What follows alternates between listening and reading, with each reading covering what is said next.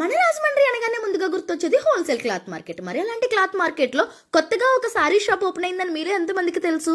అవునండి, మన Rajahmundry Tadithota Paramata gate opposite లోనే మనకి ఒక సారీ షాప్ ఓపెన్ అయింది. అదే మన శ్రీ లక్ష్మీ జోష్న సారీస్.